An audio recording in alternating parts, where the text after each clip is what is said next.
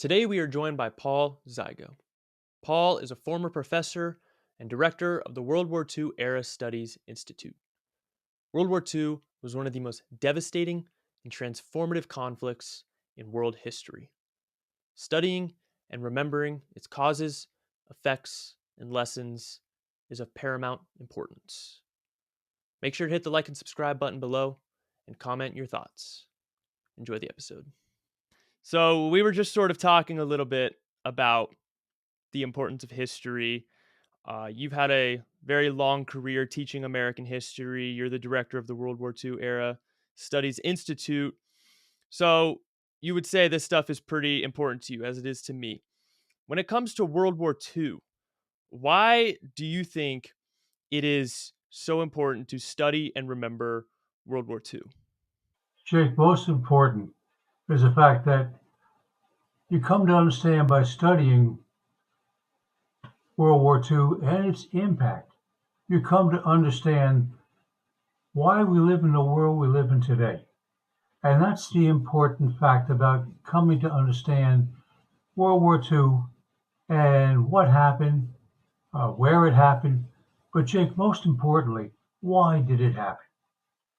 And by understanding why, you come to understand then further the impact of various battles, the impact of various conferences, and the impact of, say, our nation's dedication to overcoming the Axis forces in cooperation with the Allies, meaning Britain, France, and China, and so forth.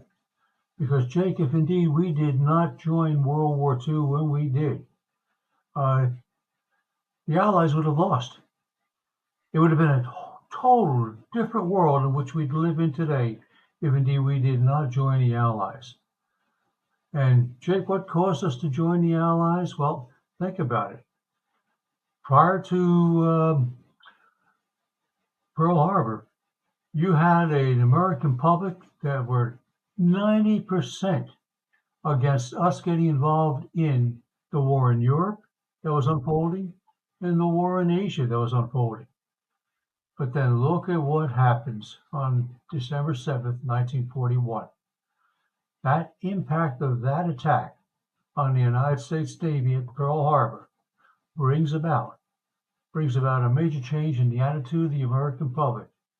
And FDR, our president, was able to bring about the next day a declaration of war on Japan. Now, with that declaration of war, it could have remained just as that, us going to war against one Axis nation, meaning Japan. But because Japan belonged to that Axis group, meaning Germany and Italy, what comes about on December 9th and December 10th, Nazi Germany declares war on us and Fascist Italy declares war on us. Therefore, FDR on December 11th then gets Congress to declare war on both Nazi Germany and Fascist Italy. With this being the case, we are now involved in truly a world war. War that's not only unfolding within the European continent, but also on the Asian continent, and then in turn thereafter, also on the African continent. That's the reason why it is known as World War II. There's a lot of very interesting threads to pull on there, and we definitely will get into all those aspects. But you set the stage nicely, and this is something I want to flesh out a little bit. So once full scale global war breaks out, the United States is involved. It's the Allied powers pitted against the Axis powers. What were the stakes of the war? What was on the line in terms of the future of the world? All right, if indeed we did not become involved, Nazi Germany, more or less likely, would have been very, very successful in not just overcoming and taking into control Western Europe, but also a great deal of Eastern Europe. And the war in Europe, well, in a sense, it could be unfolding like Russia versus the Ukrainian forces today. But with what Germany wanted to do was, yes, eliminate the communists within the USSR. And they could have done just that if indeed we did not get involved when we did after Pearl Harbor and come to the complete support of Joseph Stalin, his government, and his forces. And because we do become to their complete support, supplying them continuously throughout 41, 42, and beyond. If we hadn't, Jake, what could have happened is Germany could have taken over all of a great part of Eastern Europe. And then in turn, Hitler would have been very, very proud in establishing what he called the Greater Third Reich. Now, while he's doing that, what's Fascist Italy doing? They're moving throughout northern Africa, basically utilizing their forces in Libya, which was a Italian colony at that time, to move against the British and move against the French throughout northern Africa with the idea of taking over that entire territory and then declaring really the Mediterranean Sea an Italian lake. And that was Benito Mussolini's goal. And indeed, if indeed we did not get involved in supplying the British and the French the way we did, particularly after Pearl Harbor, it could have been that those key nations would have lost their battles in North Africa, and Fascist Italy would have taken over that region. And then in the end, talking about, Imperial Japan, its goal was to establish what was known as the Greater East Asia Pro-Prosperity Sphere.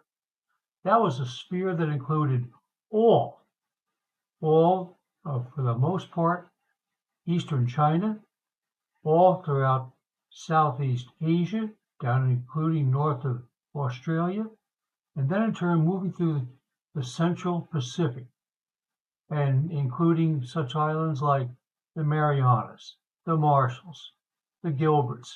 And within that sector is also the key state that belonged to us, and that is the Philippines. They wanted to take over the Philippines. Now, once again, if we did not get involved, supply our allies the way we did, and us mobilizing, and Jake, keep in mind one thing, we didn't mobilize immediately. We were totally unprepared for this war. It took us from, in essence, December 7th, 1941 to August of 1942 to re-gear our military, supply it, and then in turn begin an offensive. But take a look at how long it took us to put the military together to begin the fight within the Pacific. And the fight in the Pacific was primarily our fight, not the British fight, not the French fight, but our fight. Because the British and the French, they were totally occupied with defending themselves and countering Nazi Germany and Fascist Italy in Europe and Northern Africa. So key thing here is the involvement of the United States. Jake, it's what brings about the end of World War II and the world we live in today. Yeah, I 100% agree with you. I think it's such a strong case to make for American exceptionalism. But you're right. If the United States, this is how I think I see it playing out. If the United States doesn't get involved, you would probably have Britain be subjugated under Nazi Germany. Nazi Germany would have invaded the Soviet Union as they did. It would have been a massive conflict between Nazi Germany and the Soviet Union, in which the stakes, frankly, are the life and liberty of all of the freedom loving citizens of the European continent. I mean, can you imagine the people of Eastern Europe who are living under a communist regime and they're basically pitted between an evil fascist Nazi Germany and an evil communist empire? Can you imagine the outlook on life as you're pitted between those two regimes. But ultimately, maybe Nazi Germany wins, and then you have Nazi Germany and fascist Italy moving throughout Africa, the Middle East. You have Imperial Japan moving throughout Asia, and the entire Eurasian continent and African continent could have been subjugated under totalitarian rule if the United States never got involved. Jake, that's how many historians see it. Again, if we did not get involved, and it's not that we wanted to, keep that in mind, please. Pearl Harbor brings about a massive change in American public opinion. And with that event taking place, we then therefore supported a government that then thereafter moved against, yes, the Greater Third Reich, Fascist Italy, Imperial Japan. And one thing that we also had to overcome was our resistance to supporting the communists underneath the USSR, but we had no choice but to do so because of the fact that it was that nation that also was involved with fighting the Axis forces. So we did eventually bring them about as an ally. Not initially, because we were definitely against the communists within our world at this time. Uh, but that all changes. Again, the impact of World War II. Yeah, the communist alliance, the Soviet Union alliance between the United States and the Soviet Union is definitely quite an interesting alliance, and I would like to get into that a little bit later. But you talk about earlier, you mentioned it's important to understand why this happened. We were talking about the causes of World War II, and I can't help but look in hindsight at what a blunder Pearl Harbor was on the part of Imperial Japan, and then the declaration of war by Germany. But let's talk about America's foreign policy leading up to December 7th, 1941. Would you classify the American foreign policy as isolationist? It was isolationist, and the only thing that did associate ourselves with the war in Europe and the war in Asia was various agreements that we had with Britain, that we had with France, and also with various governments all throughout Southeast Asia in terms of supporting them with supplies. And we did so via shipments of cargo through cargo vessels. And Jake, in so many ways, look what's happening today in the Ukraine. Ukrainian forces would not be alive and performing as well as they are without us providing them key material, key weapons, key intelligence services, and of course we're also doing so in adjacent with various NATO forces. And with Israel in the Middle East as well. Oh yes, but it's interesting about what's unfolding in the Middle East. I there doesn't seem to be at this particular time any real movement toward a long time peace. Basically, it's at the moment just a pause in the, uh, the the fighting that's taking place over there. And I'm glad to see it. I'm glad to see it. But what I'd also like to see is the Israeli government getting together with the other nations in that area, as well as tribal representations, the Hussein and uh, the other tribal areas, and coming together and reaching an agreement for the sake of the people that live within that region. But I don't see that happening, Jake. I don't see that happening. Yeah, I think peace in the Middle East is one of the greatest puzzles, uh, possibly in world history, and our American political leaders are going to have to grapple with that. Hopefully, we're filming this on inauguration day. Trump has just inaugurated. Hopefully, he picks back up where he left off with the Abraham Accords, and possibly we can see peace with Israel and Saudi Arabia and Egypt. But back to World War II, um, the American public, you said, was 90% against the war pre-Pearl Harbor.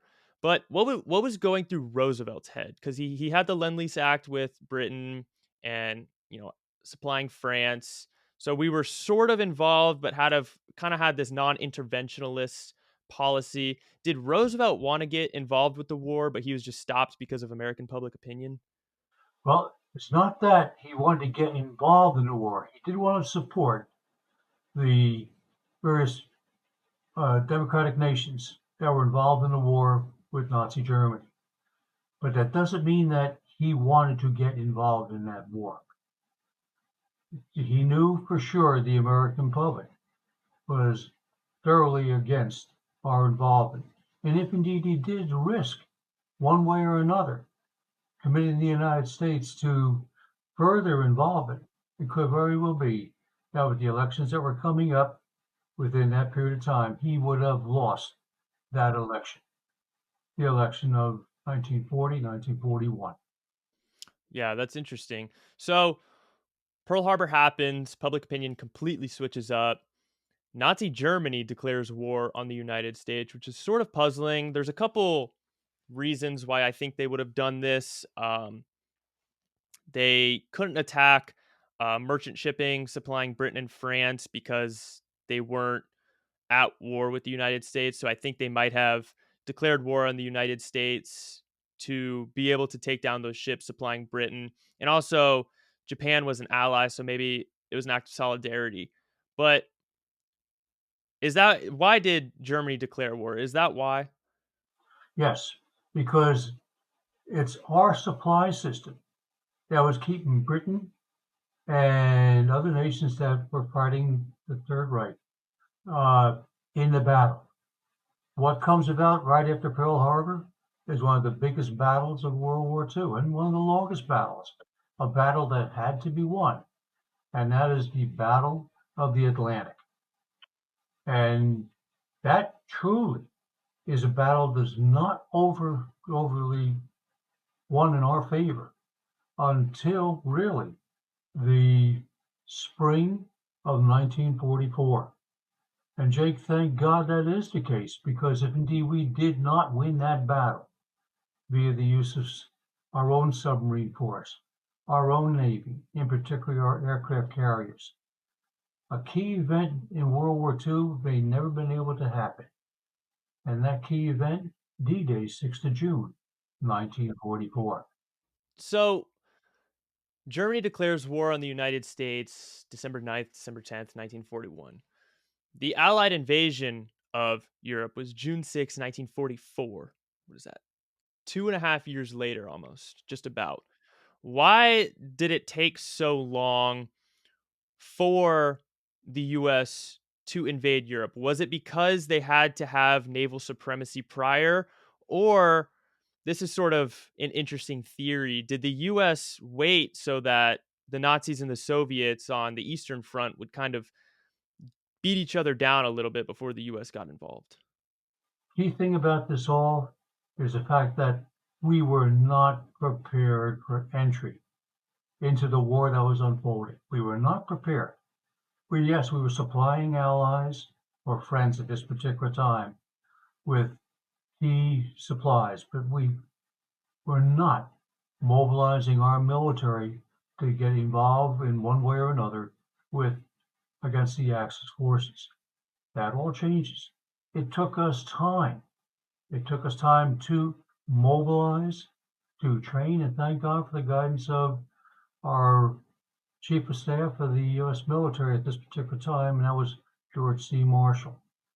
In working with the chiefs of the U.S. Army Air Force, the U.S. Army, U.S. Navy, Coast Guard, working with all of them, he does bring about a mobilization which is tested in November of 1942. And what comes about in November 1942? The invasion of North Africa, known as Operation Torch. And this was done in support of the British and the French fighting the Germans in Africa. This was our first military movement, November of 1942. And it succeeds. It succeeds. And we learn from that. Because soon thereafter, well then, okay, other military operations come about in which, with the knowledge that we gain, the experience that we gain, we are able to carry off thereafter the invasion of Sicily. After that, D-Day, 6th of June. And that also included within that period of time the invasion of South France, which was an invasion that assisted the Allies in the northern part of France fighting the Germans right after D-Day, 6th of June. But our real test came about with the use of our military during Operation Torch in November of 1942. Now take a look at how long it took us truly to become, in a sense, mobilized and also equipped to bring about that operation. It took a great deal of time, Jake. Yeah, George Marshall is an interesting, important figure in all of this. One who I don't think gets enough credit from history. He was very important, like you said, in mobilizing the American forces. Post declaration of war. I believe he wanted an invasion of Europe years before D-Day. He'd been lobbying for an invasion, but that ultimately is, I think, why they waited so long. I mean, when the US got involved in World War II, they had like the 27th ranked military in the world. And obviously, we know by the time we came out of the conflict, we had by far the biggest and strongest military in the world. But following Pearl Harbor, the US designated like 70% of its forces, I believe, to the European theater, which is interesting because we were attacked by Japan and only 30% or so of the resources were allocated to that theater. So, why did the US take a Europe first approach to the war despite being attacked by Japan? We knew the approach more or less likely against Nazi Germany and fascist Italy would take place over a land operation. But an operation against Japan would primarily be a naval operation. And Jake, with the status of our Navy at this particular time, after Pearl Harbor, it took us 18 months 18 months to recover. 18 months. We did not go on the offensive in the Pacific until, November 1943. And that was with the naval arrangement against the Gilbert Islands in the central part of the Pacific. And because of our Navy then in turn being so well equipped, we then thereafter, because that operation was successful, moved on the various island chains up the Central Pacific. And we did so quickly. We seized not just the Gilberts, but also we seized the Marianas, the Marshalls, and we were moving up toward the Philippines. And with all this being the case, again, it took us a great deal of time to recover from Pearl Harbor, reestablish our Navy, and then move on. Now, while we were reestablishing with our Navy, what was Japan doing? They were taking over all of Southeast Asia to a point where they were getting ready, because of the status of Australia, they were getting ready to possibly launch an amphibious operation against the Australians, bringing, hopefully, therefore, some type of agreement, ending a war between Japan and Australians. And then they, in turn, would have occupied certain sectors of that nation. But this is all within Japan's aim and goal. But it just took us a long time to get our Navy, our naval forces, the Marine Corps within our naval forces trained to counter the Japanese onslaught. Right. I mean, not just reestablish our navy, but to kick it into overdrive. I mean, I don't know who the quote's credited to, but some Japanese admiral or commander says infamously, "I fear we have awoken a sleeping giant and filled him with a terrible resolve." Because the Japanese navy, during at the time of Pearl Harbor, was way more powerful than the American navy. But once we were attacked and the home front kicked into overdrive and the industrial might of the US came to the forefront, I mean, we had like 27 Essex class carriers on order that were just being pumped out throughout the war. I mean, you said what, 18 months to get back on our feet, but once we were back on our feet, it was over. Jake, that's the case. That's the case. One thing that uh, was key to uh, Japanese military policy, particularly their Navy policy, was the fact that they began to very effectively utilize aircraft carriers not as defensive weapons, but as offensive weapons. And Pearl Harbor is a good example of the Japanese moving offensively via the use of naval forces, in particular their aircraft carriers. But one thing about the attack on Pearl Harbor that does enable us to recover within an 18-month period. One thing that they fail to do is yes, they do move in, they do cripple the United States Navy for 18 months. But the one thing they did not do was knock out Pearl Harbor as a vital supply and rebuilding port for the Navy. They did not attack all of the uh, oil refineries in the region, the oil tanks, the gasoline tanks that were there, and nor did they attack the facilities for repair and restitution. They did not do so. And it's those facilities that we utilize to recover within an 18-month period. So with all this being the case, the one thing that, although they were very, very effective in conducting the attack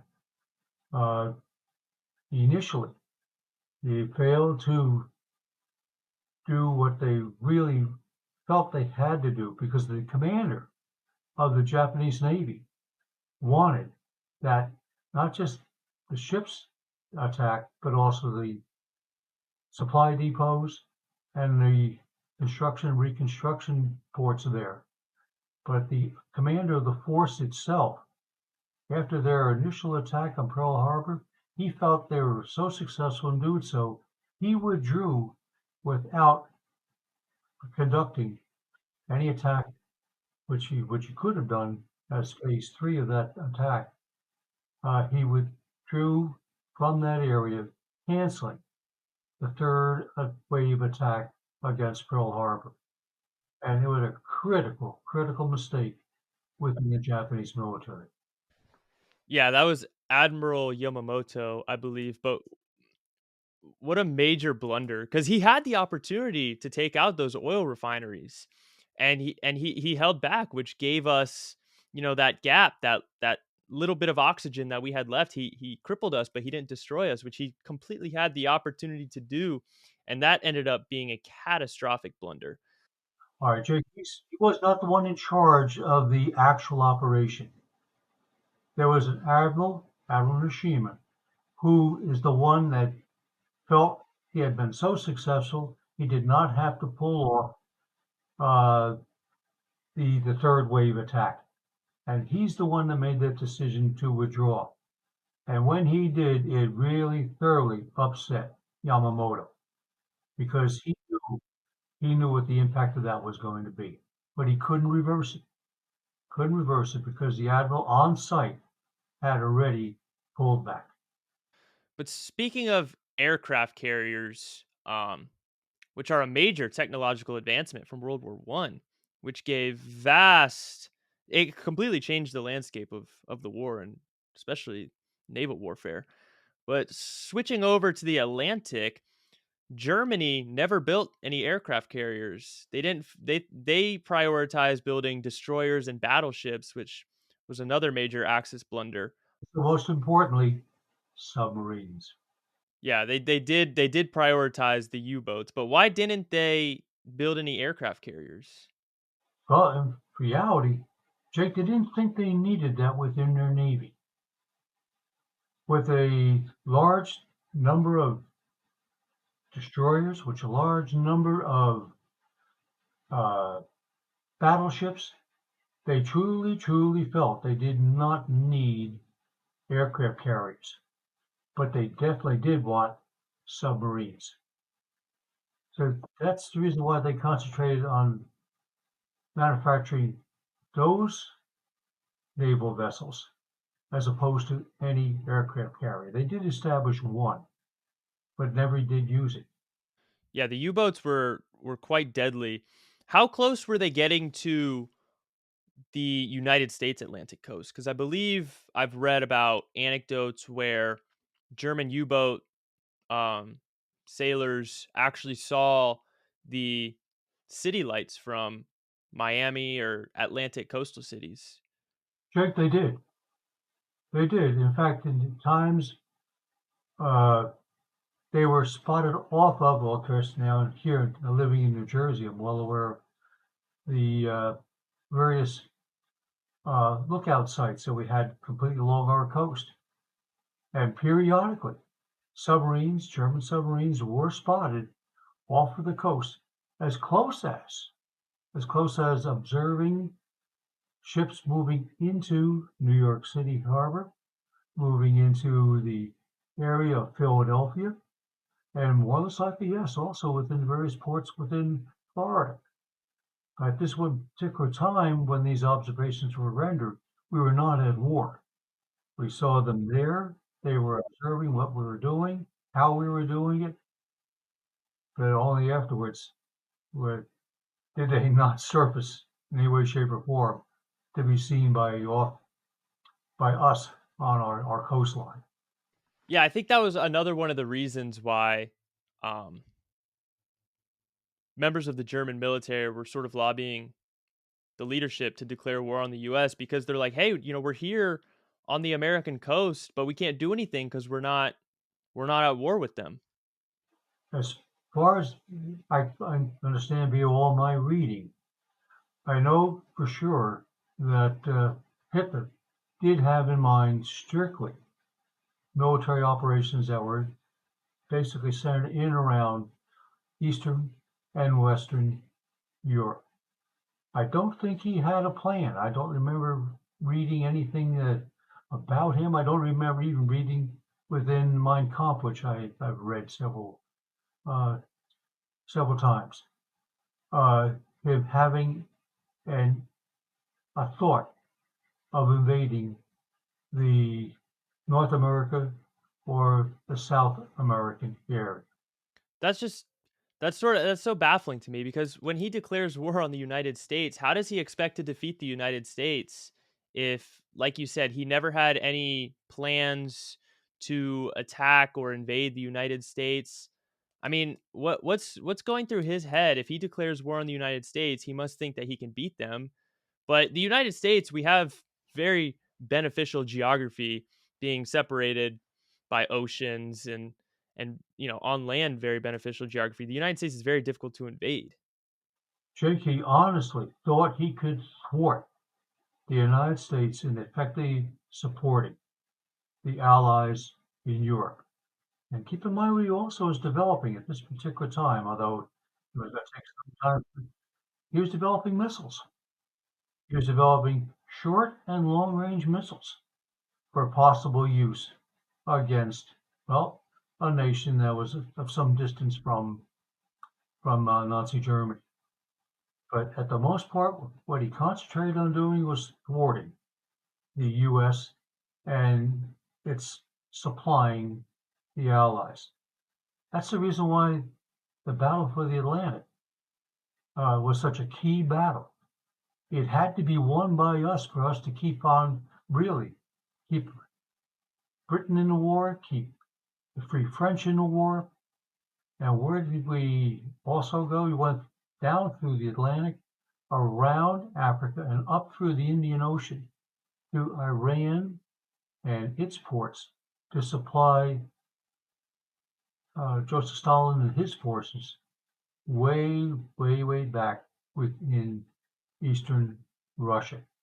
In fact, the key supply route was moving through Iran, moving through the area below the Volga River, and then utilizing the Volga River as a key supply chain of the Russian forces in in in Russia. That's the reason why Hitler, at the very end of the successful Russian campaign, uh, was doing his best to focus in on thwarting Allied supply of the Russians up the Volga. It's the reason why Stalingrad became a key target of the German military. Because Stalingrad was a key port along the Volga. But also, he could have done otherwise by moving down into the Persian Gulf region. But he wanted Stalingrad taken for one non-military reason. Now, what do you think that reason might be?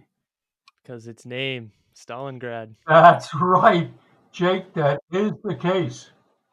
His military leaders were absolutely against seizing Stalingrad, but he felt by seizing Stalingrad, it would further undermine the morale of the Russian people regarding their their belief in their leader, Joseph Stalin, could then thereafter effectively provide leadership and support. Yeah, Hitler wasn't a very smart guy, I don't think. I mean, speaking of the missile programs and the V2 rocket program, it's sort of ironic how that turned out because all of those guys, especially Werner von Braun, ended up coming to work for the Americans and ended up developing NASA and our rocket program. But I mean, to go back to declaring war on the United States, he wants to thwart the United States' ability to supply the other allies. But in order to do that, you have to destroy the means of production. And Hitler had no way of doing that. He had no way of destroying the means of production or the factories in the United States. So even if he did sort of thwart the transportation of the supplies, they just would have keep coming. All right, but Jake, that's the reason why the Battle of the Atlantic was so key. Because all throughout 1942, all throughout early 1943, we were suffering losses of not just merchant ships, but also destroyers and uh, a number of cruisers that were accompanying the merchant ships. And our losses were very, very heavy. What enables us to overcome that, excuse me, was the fact that within the U.S. Navy, somebody came up with the idea of, as opposed to destroyers and cruisers, let's place next to the merchant ships what were known as light carriers. They're aircraft carriers which were placed on board planes that could move on off their decks and continually scout for submarines, either on the sea or below the sea, and thereafter attack them where they happen to be. Jake was one of the key developments within the U.S. Navy warfare in the Atlantic, and that was the development of the light aircraft carrier. And it does work. It does work. What comes about in the spring of 1944 is a major change in our ability to counter the the German Navy, in particular the German submarine force. Within a short space of time, in early 1944, Germany lost, and this may sound fantastic, but it is the case, they lost nearly 100 submarines. 100 submarines. And it just caused us thereafter to win the Battle of the Atlantic. I think it's also interesting to note that The Battle of the Atlantic technically is the longest World War II battle. A lot of people, when people ask, what was the longest World War II battle, a lot of people say Stalingrad, but technically it was the Battle of the Atlantic, which I think is interesting. But yeah, yeah. Speaking of the aircraft carriers, I want to linger a little bit more on their importance because when you look at Germany, who didn't have aircraft carriers, in terms of naval power, their range of attack for naval forces is delegated to the range of the guns on those destroyers and battleships, say 100 miles or whatever. I don't know the specific numbers. But when you take an aircraft carrier that can launch planes off of the deck, your range of attack is extended to 400, 500 miles because those planes can attack. So it's very lopsided. Oh, yeah, very, very much so.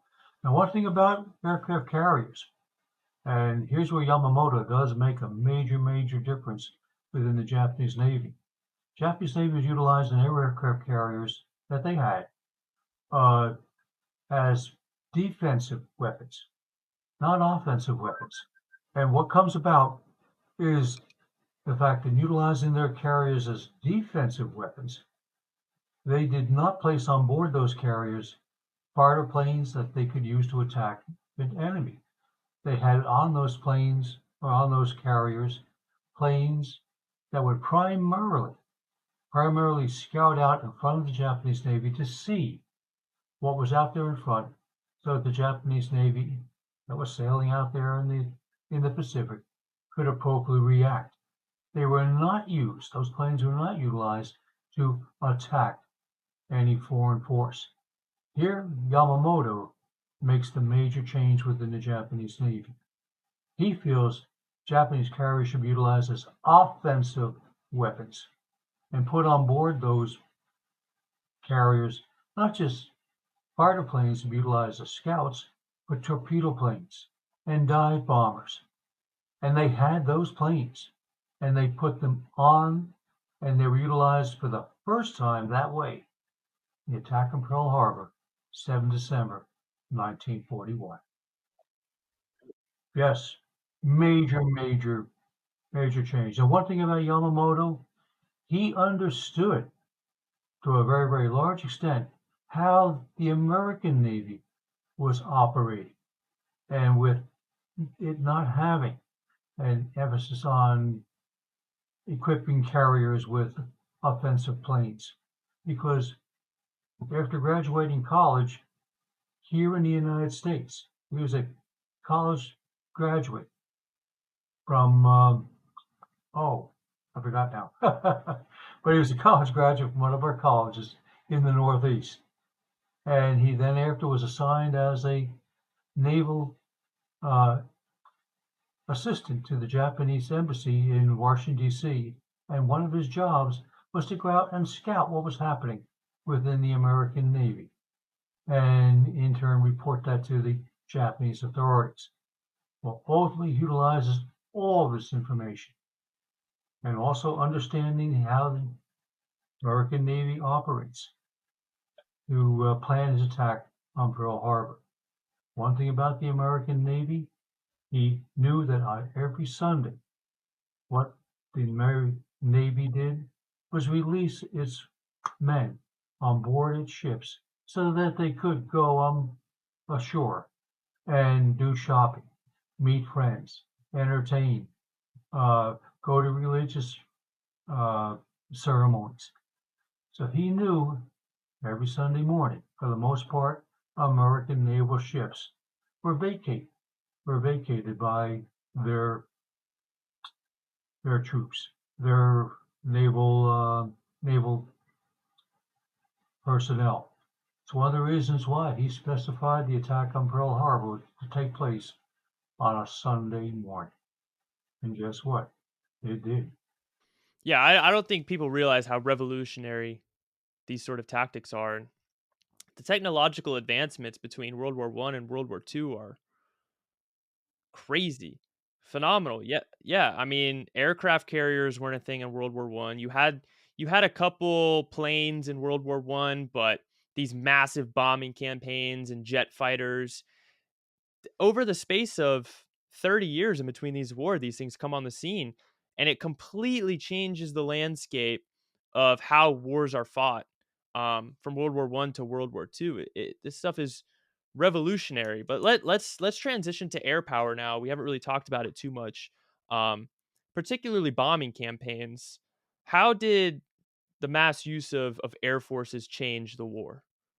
Well, one thing that enabled the massive use of Air Force to change, well, basically the war in Europe was the fact that what was needed were effective bombers carrying major bomb loads and then moving into an area over occupied Europe and in particular Germany and dropping bomb load after bomb load after bomb load.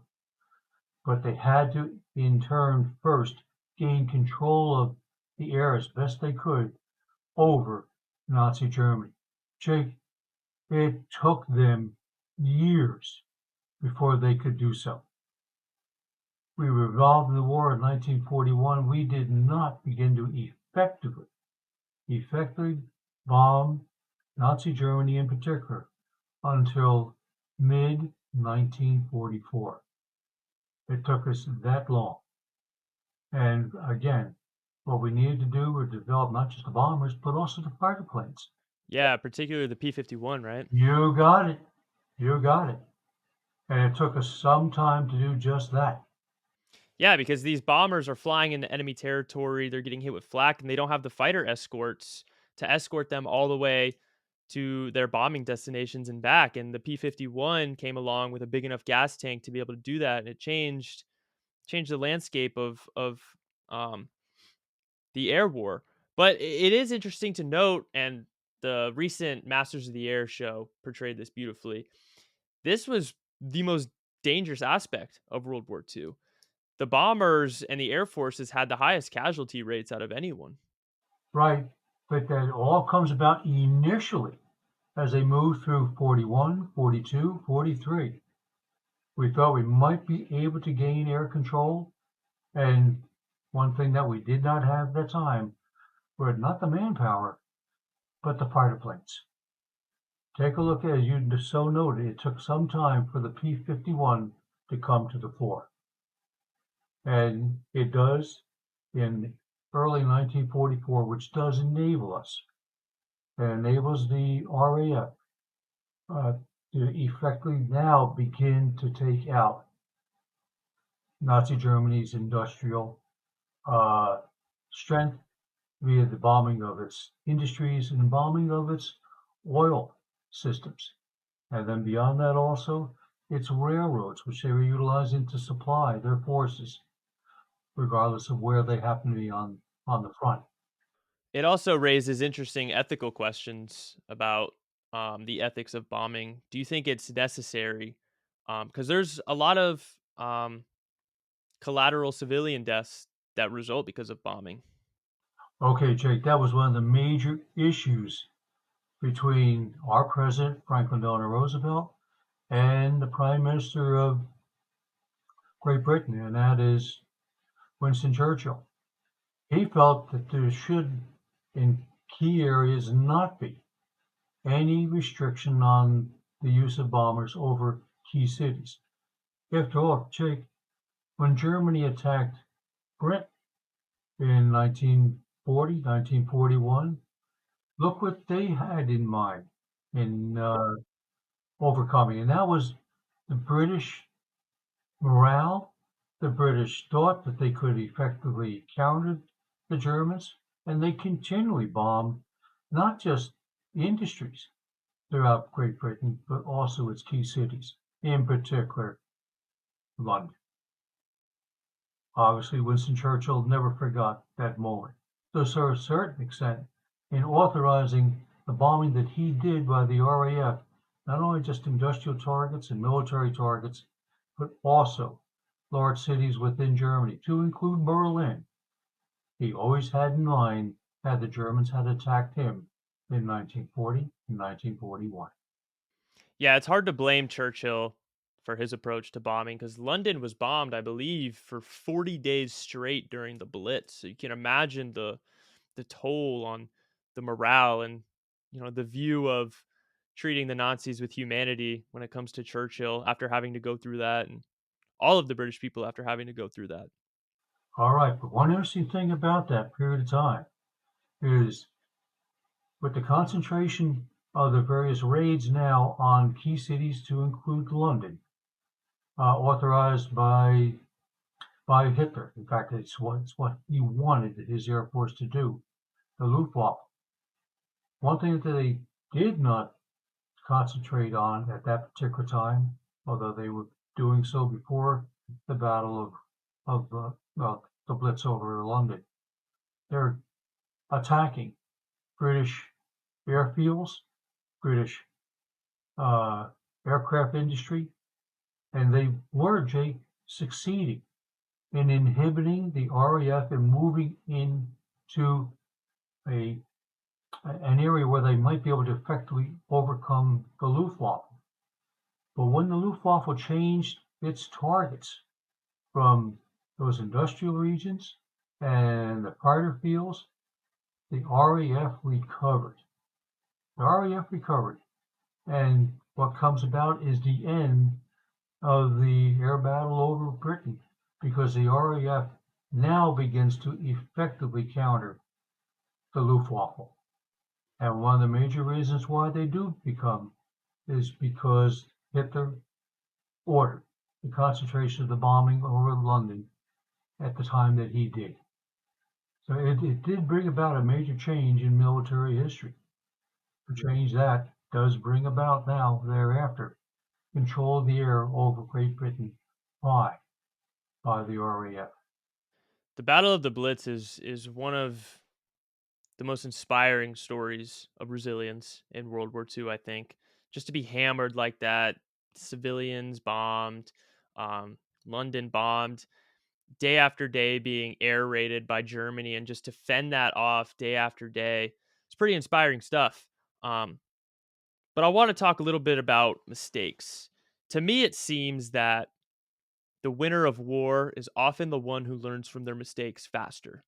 Um, so, what would you say is the importance of learning from mistakes? Because both sides in World War II made catastrophic blunders, but I think the Allies learned from that much faster.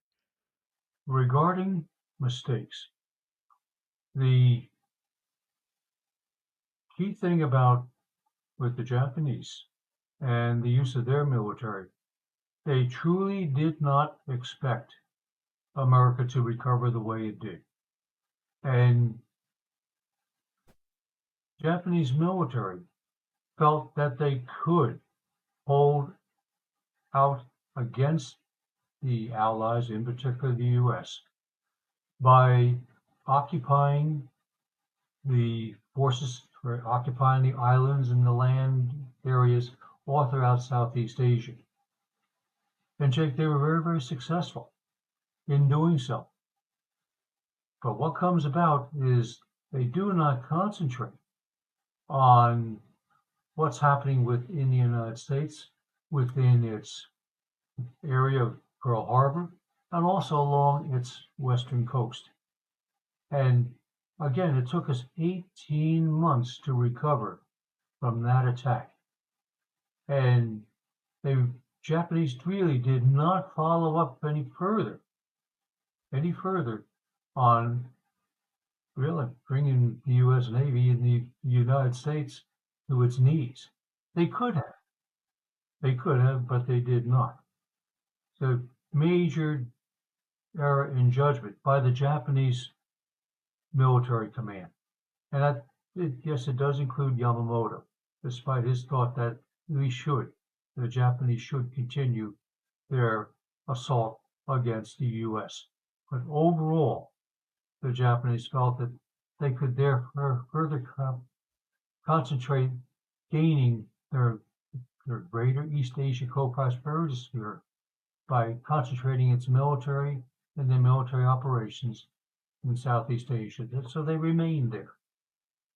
And it is a major mistake in terms of underestimating the United States and its ability to return and counter the Japanese. In the European area, you had quite a bit of conversation amongst the German military officers about various decisions that were made by Adolf Hitler and his political leaders. And I guess the best example I can relate to you that brings about a major defeat is a decision made regarding Stalingrad. The German military wanted to seize the Persian Gulf area because there was oil refineries in the area. There were oil resources in the area. And indeed, by seizing that area, they could then in turn further move on against an effective war against Russia. And it's Adolf Hitler, not his military commanders, but it's Adolf Hitler who orders his military commanders to do opposite, to do what he wanted to be accomplished, even though, quite frankly, it did not gain anything but a great loss. Because after the loss of Stalingrad, the German military within Russia went on the defense from that point on. Went on the defense. So a major error was a politically motivated decision by the leaders of Nazi Germany, in particular Adolf Hitler. Yeah, I said it before and I'll say it again. Hitler was a doddering idiot. And I think that the war would have gone a lot differently had he not been, and he would have actually listened to his generals. But I want to talk about some figures now, some important people in this conflict. Let's start with Eisenhower. Do you think that Eisenhower was a good leader, the right man for the job, despite never having actually led men in combat? Jake, I think he was a good leader. Now, although he had very, very little experience during World War One, the one thing that he did gain in between the wars is a great deal of experience in organizing the U.S. military, in particular, how it could be effectively supplied during the course of military operations. He became an expert on supply and resupply. Now, I know that may sound strange, that does this bring about an effective leader on the battlefield? It does, Jake. It does, because he's the one that once he comes to the fore as a principal leader of our forces in Europe. He's the one that does bring about an effective supply system that enables us to carry off Operation Torch. That was a major effort by Eisenhower, not just in terms of countering the Axis forces, but determining just how well we could operate effectively via a naval operation and resupply within a foreign country. And it proves to be a very, very effective operation. But he is very, very good at bringing that to the fore because of his training during the course of the interwar years. His training as a supply officer. One of his basic supply bases was Gettysburg. That's where he had his office and from which he commanded supplying of U.S. forces throughout the United States on this operation, on that operation. It was very, very key to him coming to further understand how important supply and resupply was during the course of any military operation. And he succeeds in bringing it about. He truly does. Yeah, that's a great point. And also, after the war, like we know he becomes president, and I think we see his keen sense of the importance of transportation when he creates the highway system. Eisenhower's the one who created the interstate highway system. Jake, well noted. Yes, he saw how important the Audubon system was to the supply and resupply of the German military throughout occupied Europe. So yes, when it becomes President of the United States, in view of the fact that we were facing a communist threat after World War II, what was one of the major things he invested in? Yeah, resupply routes of the U.S. military throughout throughout the United States. And yes, it is the Eisenhower highway system that comes to the fore, the interstate system. I think a lot of Eisenhower's magic also lies in the fact that he was very good at managing personalities. He was a good, not necessarily military commander, but he was a very good manager. And we had a lot of very colorful personalities in the Allied command structure.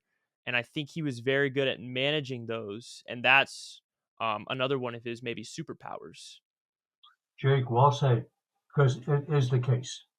It's one of the reasons why George C. Marshall had very, very, very much belief and faith in Eisenhower and the fact that he would succeed in bringing about military success wherever he was so assigned. The reason why he was given command of the operation known as Operation Overlord, D-Day invasion northeast, yeah, northwest France. Think about it. Yeah, one of those colorful personalities is a man who I find incredibly fascinating, and that is General George Patton, one of my favorite figures from the war. Do you think that General George Patton is a great man? I do, but the way he carried himself out at times was basically it was upsetting. But one thing that Patton continually faced within his life is his inability to appropriately speak because he had a speech problem, and the only way that he could overcome this problem within himself was the way at times he acted, uh, not as much at home but in the field. And that's the reason why you hear about him saying this or him giving this major speech, uh, provoking this, provoking that. He was, in essence, by doing it all, trying to overcome this defect within his life, and that is his stuttering that he felt he obviously needed to counter, overcome, and do so that he could impress others with the leadership that he wanted to exert. That's interesting. So you think there's a level of insecurity there, and that's why he acted so brashly. And it's really not known. It's really not known that this is evolving, had evolved within his lifestyle, but that is the case. That's so interesting. I actually didn't know that. I'd never heard that before. But he's a fascinating character, and I'm young, so this is sort of my generation stuff. But if you've ever seen the movie Avengers: Age of Ultron, the villain in the movie Ultron, he's talking to Captain America, and he's talking to Captain America, and he says, imagine you what. Let me get the exact quote here. He says, "God's righteous man, pretending you could live without a war." And I think that very much so applies to Patton because in civilian life, he was very problematic. All right, good point. Good point. But again, take it, keep in mind what was causing these problems within his life. And that is his constant, his constant fear that he was not being seen as he wanted to be seen. And he had to overcome this speech problem uh, that he had. So that's the reason why, in a sense, you saw him act the way he acted via this film or that film or via uh, how how he was quite actually moving on the battlefield. He did so in a very, very large way to overcome his lack of self belief in himself, and he succeeded, Jake. I do think he was a great man, but he was a very successful commander. I think there's an interesting question here to be asked. Do you think people like Patton, uh, not necessarily bad men, but men who are willing to stretch the boundaries a little bit, step outside of the box, little heterodox individuals, do you think they're necessary in times of war? To be honest with you, yes. Yes. Because there are times when you need individuals like that to step out in front of all and encourage and men, women now to move forward. And not only that, but move forward with them, be with them, and in essence demonstrate to them your willingness to succeed, because you're trying to encourage at this time their willingness to succeed. It's the reason why he was one of the most successful commanders within World War II. Do you think we're facing a problem with that in today's America with the level of political correctness? Do you think we'll ever see someone like Patton again? Because we have a very um, Victor Davis Hanson is someone I greatly admire. I listen to him a lot, and he characterizes us as a therapeutic society and kind of a little bit soft, a democratic society, and we're sort of unwilling to accept that type of behavior from our leaders. But God forbid if um, you know, some type of conflict did happen where we required that sort of behavior, like we just talked about, sometimes people like Patton are necessary in times of war. Do you think that America is ill prepared for that? Uh, Jake, one thing that I'm a retired military officer that served in the United States military for nearly 30 years. I served on active duty, served in the reserve, served in the National Guard. And what I constantly felt we needed was further development of leadership. And I concentrated when I was a commander. I was a battalion commander and later on a brigade commander. I continually emphasized field operations because that's where you learn how to effectively move on a battlefield. And I don't see us becoming at the moment that involved with these type of military operations, at least here within the United States. I read a lot of literature from from the United States Army Reserve, from the regular Army, about what's being developed mechanically, what's being developed electronically, what's being developed in the air and at sea. But what I don't really see is any confidence being gained the actual military operations. And Jake, we need that now. We need that for one good reason, and that is if indeed we are going to go to war, say in Europe, in support of the Ukrainians, we need to definitely bring about forces that are being effectively trained in field operations.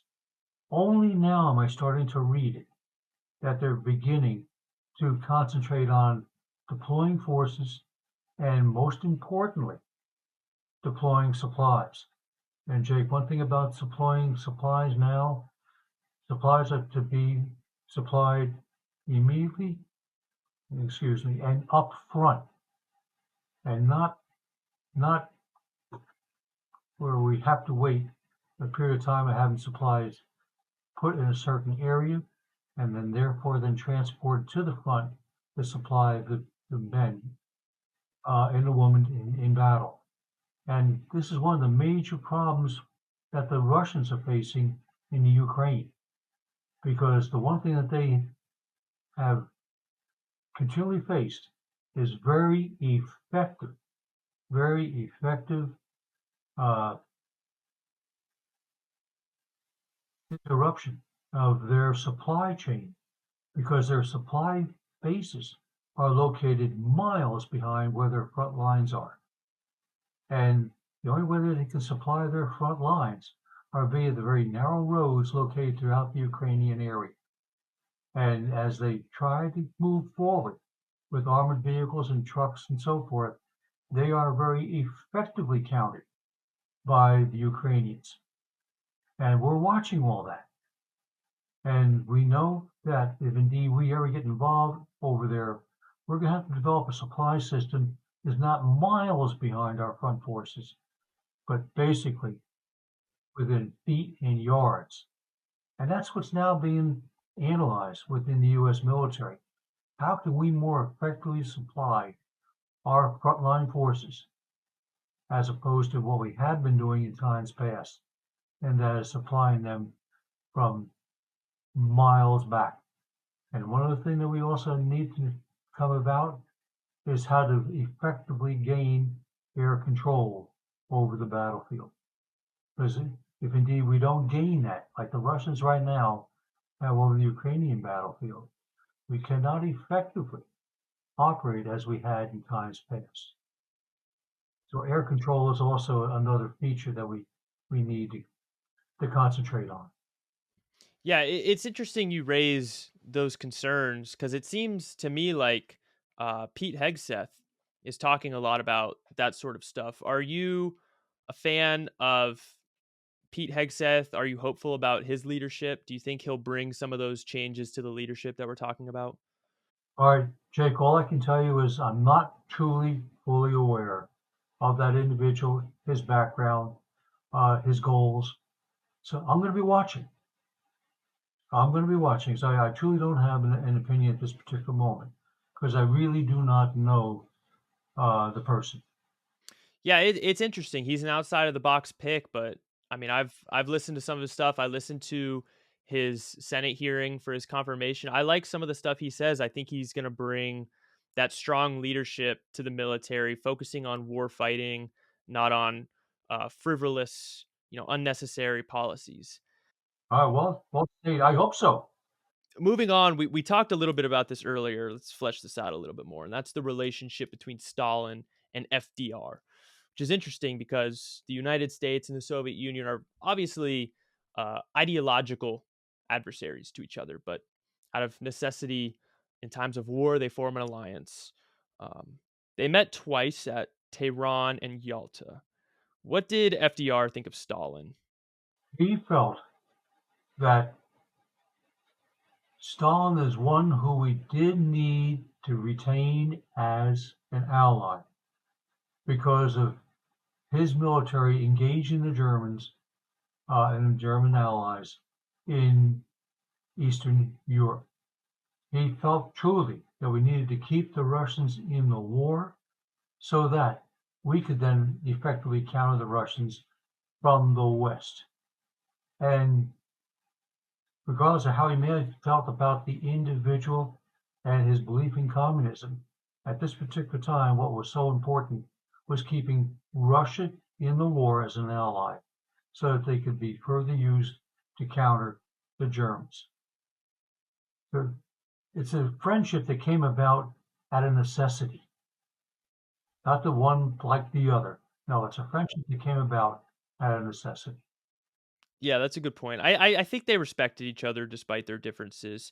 Um, do you think FDR foresaw or envisioned post World War II relations with the Soviet Union? Do you think he saw the Cold War um, and what would happen after World War II? And do you think the Cold War would have gone differently had FDR survived?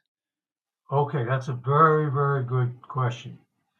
As far as what was being discussed politically is the development of the United Nations. And what he wanted to do, this is all prior to his death, obviously, in 1945. What he wanted to do was bring Russia into the political realm and also via the United Nations control Russia. Control Russia in terms of what Russia was seeking to do, then gain via the United Nations worldwide support to counter their effort. And I think he would have worked in a very diligent manner with various leaders of the world after World War II within the realm of the United Nations. Keep in mind, Russia now was involved because they were accepted as one of the major participant countries. To keep Russia well aware of the fact that whatever they might have tried to do in a military or a major political move, that they were going to counter. They were going to encounter the uh, the opposition of the United States and the nations, most of the nations, if not all, within the world. So I think he was moving forward to bring about a effective political and diplomatic move to counter the Russians after the war. Yeah, I would have to agree. They respected each other, so I think they would have done a good job working together politically despite their differences. But FDR's successor, Truman, Stalin really didn't like. Um, and the Cold War ended up happening as it did. But in terms of World War II, do you think Truman did a good job assuming the presidency, leading the U.S. through the conclusion of World War II? I believe he did. And one major decision was that whether we should drop the atomic bomb on on Japan. Uh, One thing that many within our nation do not understand is what was the real reason that we employed that bomb when we did. But Jake, when you take a look at the figures of our naval losses during the Battle of the Philippines, our naval losses during the battle for Okinawa, two key island chains within the Pacific. But most importantly, our loss on something that we're going to be commemorating next month, and that is the Battle of Iwo Jima. It's an island that's 5 miles by 3 miles in length. So it's 8 square miles. And we truly believe, by the way, that island is part of Imperial Japan at that particular time. It was considered part of uh, the domain. The Japanese placed on board that island some 22,000 Japanese soldiers. And they knew that they needed to keep that island underneath their control. One, because if they lost it, it would undermine the morale of Imperial Japan. But number two, the Americans could utilize it as an air base to further attack the Japanese home islands. So that's the reason why they had on that 8 square miles 22,000 soldiers. We did not know that. We felt there were definitely a much smaller number of troops on that small island that we could very easily move in and overtake. Jake, we did move in February of 1945, and it became the costliest battle we ever fought in terms of military lives lost. Costliest battle we ever fought because of the determination by those Japanese on that island to hold against our military. And they effectively did for a good 2 weeks long. Good 2 weeks long. Ultimately, we overcame it, but at great loss in terms of manpower. It's the costliest piece of any battlefield that we ever fought on. Costliest piece of any battle. Yeah, it was brutal. Horrible, horrible, horrible fighting. I can't even imagine. Right, but with that being the case, being February 1945, with all these major losses uh, that we incurred, Battle of Leyte Gulf, Battle of off Okinawa, one of the major reasons why we lost so many ships and so many men is because of a new weapon that the Japanese began to employ in that region. What do you think that new weapon was? The kamikaze. Kamikaze, Jake. Right. So keeping in mind that if indeed we're ever going to attack Imperial Japan to eventually eliminate it as a military threat, Truman knew it was going to take not weeks, not months, but years to overcome Imperial Japan. And with our losses, due to the kamikaze, our losses due to what happened on Iwo Jima, it's he that makes that determination to, yes, employ the atomic bomb and bring about the death toll within Imperial Japan, with, in essence, avoiding, therefore, us suffering such a death toll loss. I do think it was the right decision. And I think that Truman is one of the most important, consequential, and possibly best presidents we've had, and one of the most important figures in world history because of this decision. And Truman fascinates me because of all of this. And then he goes on in the Korean War, and despite intense pressure to drop atomic bombs, he decides not to. And I think that is such an important decision for the future of the world. So I'm looking forward to reading, first of all, Truman's memoirs and also books on Truman. I would love to have a Truman scholar on the podcast to talk about that. But I do think Truman made the right decision. The cost of a mainland invasion of Japan would have been catastrophic, but also this may sound draconian, but we now know the devastating power of atomic weapons. If they had never been dropped, think of today with the vastly exponential power of thermonuclear weapons that we have now. At least we know the effects of atomic and nuclear weapons and it shaped our understanding and policy of nuclear weapons going forward, which I think is also it's an unfortunate aspect because obviously hundreds of thousands of innocent civilians died, which is tragic and horrible. But for the future of humanity, at least we know the effects um, of the atomic bomb. Jake, so that, with that being the case, that's the fortunate side of the employment of that weapon. We come to understand its brutality. We understand the amount of damage that it can cause within a particular region. One thing about Truman, because of his leadership, he's listed as the fifth most effective president within U.S. history. I'm not going to mention the other four, but he's now listed as number 5. I think that's appropriate, and I'm very much so looking forward to diving into the literature and memoirs of Truman. Can you imagine? Put yourself in Truman's shoes for a minute. This guy's vice president of what's widely regarded as one of the best presidents of all time. Definitely, probably one of the most consequential.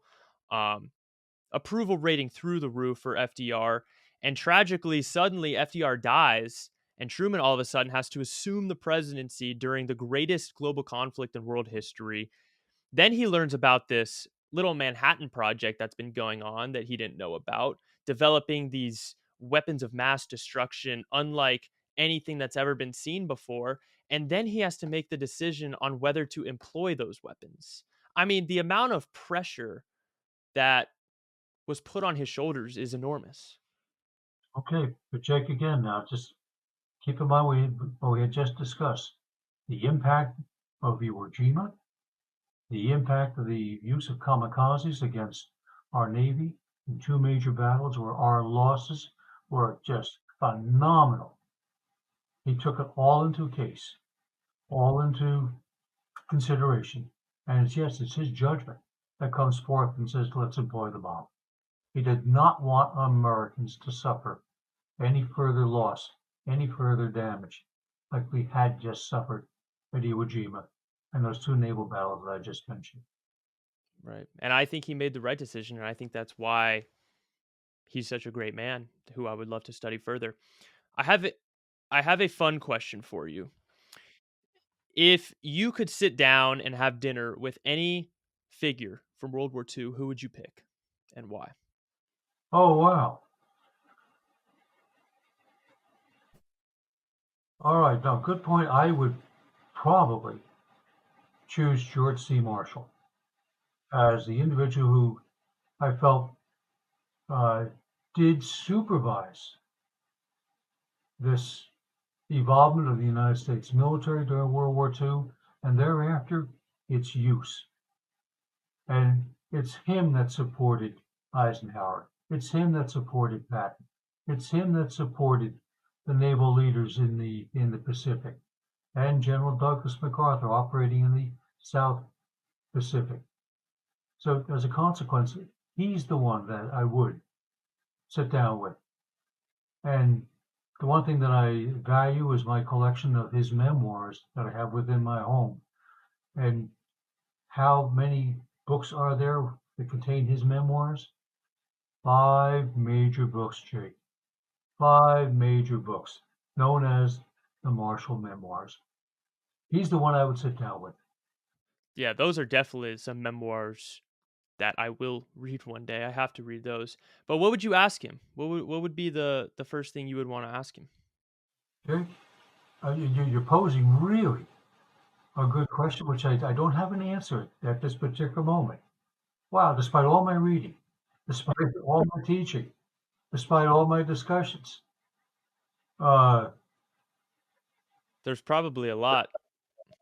yeah, there probably are, but I would probably ask him if he could review for me some of the key decisions that were made that he approved of. What were they? What were they? So, Jake, I would put that question on him. I wouldn't provide any answer. I'd be very interested in knowing. Just to see what's going through his head. With his head, yeah. And one of the major decisions that he does make on behalf of moving America forward is supporting the D-Day operation in June of 1944. And the reason I say that because as far as Churchill and his military leaders, they did not want to strike at France from the northwest. They wanted to strike at France through the Mediterranean. And The soft Marshall, underbelly of Europe. that's right, and Marshall absolutely opposed that and had to defend that, not only with his own officers, but also with FDR, because FDR at times was influenced by Churchill to a large extent. But he did carry out the firm belief that the attack should take place against Northwest France, and he succeeds in bringing that about. Yeah, he's an interesting figure who I don't think gets enough of the spotlight from history. So I would urge people to look into him further because he is a very influential figure in all of this. Um, Throughout your career, your long career, have you ever gotten to interview or sit down with veterans of World War II? Oh yes, when I was at the community college in which I taught recent American history and the history of World War II, I established what was known as the Center for World War II Studies and Conflict Resolution. And this was a center that through which we ran programs pertaining to World War II and its history. Uh, and we did so every semester, fall semester and spring semester. And these programs attracted audiences of anywhere from 10 at one particular time, up to 90 in another particular time, all dependent upon the topic. But one thing that drove me to do this when I was a professor of history was in one of my initial classes. I mentioned to the students sitting there, all right, next week I'm going to give a presentation on the attack on Pearl Harbor. And one student stood up in the back of the room and said, oh my gosh, I hope she's okay. I hope she wasn't hurt. And Jake, that's what drove me to thoroughly believe students coming through high school at that particular time, and even to this day, are really not being taught American history and its impact. Really not being taught. So that's the reason why I established the Center for World War II Studies and Conflict Resolution and ran programs throughout one semester after another semester. But what I also did was work with the Library of Congress on what's known as their Veterans History Project. And that is where I personally interviewed veterans of World War II and then turned all of their tapes over to the Library of Congress, which they now have on file and on air if indeed you wanted to access what's known as the Veterans History Project. And what I specifically titled my series on, the title was The Greatest Generation of World War II. And in essence, what I interviewed were some 32 veterans and their experiences during the course of World War II, be they in the European theater or be they in the Pacific theater. And I titled the entire program as The Greatest Generation Speaks. So you can access that by going to the Library of Congress and checking out the Veterans History Project. And then looking for The Greatest Generation Speaks. Yeah, I'll link that down in the description so people can check that out. I definitely will. What would you say was your biggest takeaway from their demeanor, how they spoke about the war, their memory of the war? What they do remember, for the most part, and they describe it very, very emotionally, is what they experienced on the battlefield, in particular when they lost their buddies and their friends. This is what in essence impacts on their their their comments, their memories, and it rendered in many cases tears within their eyes as to what happened, say, during the Battle of Guadalcanal, or what happened on the beaches of Normandy. And one thing that I did like to do when I was at Brooksdale Community College was conduct overseas tours of the various battlefields. And I ran 7 such tours, concentrating on basically what was happening in the European theater, because it was too doggone costly to go to any place in the Pacific region. And again, it's a cost that I knew students could not afford. But students that took to areas like, Normandy for one, the area in which the Battle of the Bulge was fought in Germany and Belgium, also in Italy, taken to the area where the Allies landed in Italy, and that's Anzio, and then going all the way up the Italian peninsula, pointing at this battlefield and that battlefield. And Jake, I really enjoyed doing so because I truly think students not just learned by what I was talking about, but they learned by what they saw. And when they went down to the beaches in Normandy, what they heard, yes, was what occurred there. But they come to realize why it occurred, because they actually did walk the battlefield. They actually did climb the sand dunes. They actually did climb the cliffs and come to understand what our troops actually faced on D-Day, 6th of June. That's incredible. I mean, first of all, thank you for that, for doing that work and bringing the memory of World War II to my generation, to younger people, and carrying on those important lessons. Because you're right. I mean, a lot of people, especially my generation, they aren't taught, they don't care, they're sort of apathetic, they don't realize um, what the greatest generation did for us and what they gave to us. That's an honest evaluation. Because right now the emphasis within school systems is on science, technology, engineering, and math, not culture, not geography. In fact, today you mentioned, this took place in 1950 in Korea. Students have no idea where Korea is located. In fact, what's also moving away from their any memory is what took place in the war for Vietnam. Basic question now is where's Vietnam? Jake, I am very, very concerned about all this. What's what's not being taught within our various school systems.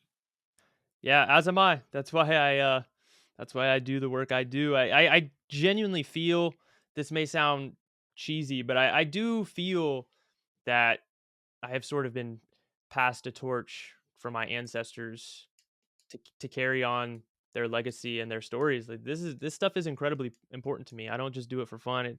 It truly is my purpose in life to remind people why America is the greatest country in the world. Because of what had been accomplished, it's Mhm. led to the world we live in today. Perhaps pulling from some of the lessons of World War II, what advice would you give to young people? Maybe young people who are apathetic about our history and our country, maybe people who love our country and are very grateful for what their ancestors gave them. The only thing I can really relay to anyone, say within my family, uh, I've given birth to 5 children. I've got five, well, grand. I have a number of grandsons and granddaughters. Uh, what I do relate to them is what they're currently experiencing, what they're currently enjoying. It's come about because of the effort of mom and dad. It's because of those that serve in our services. It's because of what had been uh, achieved by not just within the family, but beyond. And one thing I'm very, very proud of is the fact that I influenced one of my grandchildren to become a cadet within the Citadel. And he currently is a junior now at the Citadel. And extremely pleased that, not that I ordered it, not that I demanded it, but it's something that he wanted. And Jake, he went. Yes. My uh, I have two other grandsons involved in the military. They're in the reserve. And again, just pleased that this is the case. But I'd like to somehow, some way, mention this to students throughout our school systems. But Jake, whenever I give presentations, and I give quite a bit throughout the tri-state area, the one thing that I'm really, really sad about is the fact that I don't see any students, I don't see any youth within these these audiences, be it an audience of 10, be it an audience of 90. I give presentations throughout New Jersey, the Philadelphia region, and the New York City region. And I'm pleased to do so. But again, I'm sad of not seeing the youth who I really would like to talk with, really like to relay the history of World War II. And not just what happened, but Jake, most importantly, why did it happen? I'll never give up. I'm going to carry that torch and hopefully inspire my colleagues to appreciate history more. Please do. And yes, get to read George Marshall, about George Marshall. He truly, truly was a great leader during the course of World War II. Yes, 100%. Well, Paul, thank you so much for taking the time to chat with me today. It was a wonderful conversation, and thank you for doing the work you're doing. It's incredibly important, and I'm very appreciative of it, and I know many others are as well. So thank you. Jake, thank you. Now, please move on and honestly do what you just promised yourself to do.